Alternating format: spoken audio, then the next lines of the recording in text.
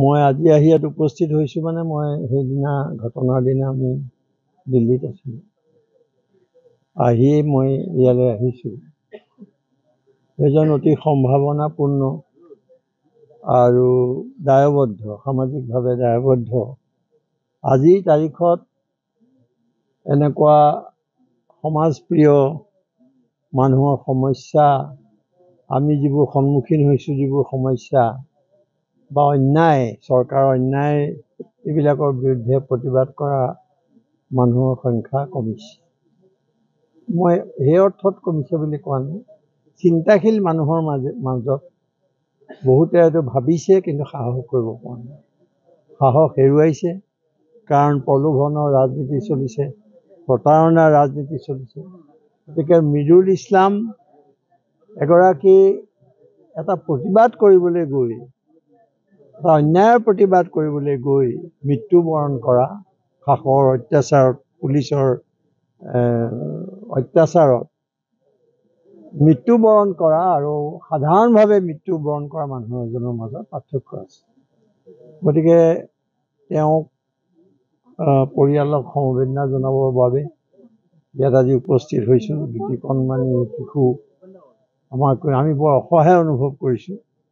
আৰু আটাইতকৈ ডাঙৰ কথা হৈছে, আৰু এই বিষয়তে মই এই প্ৰসংগ কৈ থওঁ যে প্ৰদেশ কংগ্ৰেছৰ সভাপতি ভূপেন বৰাৰ লগত আলোচনা কৰিছোঁ মই। আৰু তেখেতসকলৰ বিধায়িকা আছে ইয়াতে, মন্দিতা দাস, আৰু মই তেওঁৰ লগত আলোচনা কৰি আমি এটা ভালদৰে কিবা কৰাৰ কথা চিন্তা কৰিছোঁ, যাতে দুজনী ছোৱালীক লৈ পেলাই মানুহগৰাকী বাচিব পাৰে।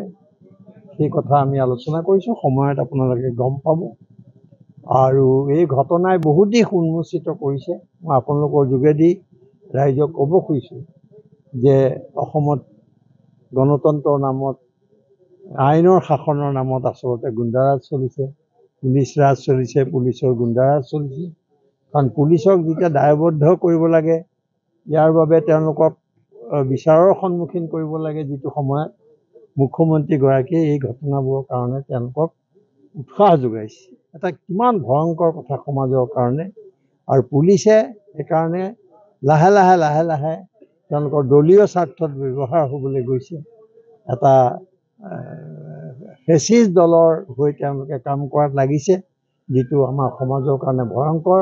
আৰু সমাজৰ সকলো মানুহে এইটো চিন্তা কৰিব হ'ল। আৰু এটা কথা মই কওঁ যে মুখ্যমন্ত্ৰীয়ে এনেকুৱা এটা ঘটনা হৈ যোৱাৰ পিছত তেওঁ এটা সমবেদনাটো বাদেই, তাৰ বাবে দুখ প্ৰকাশ কৰাটো বাদেই, তেওঁ বৰং অদ্ভুত যুক্তি দি পেলাই মানে এই কামবিলাকক তেওঁ উৎসাহিত কৰিছে।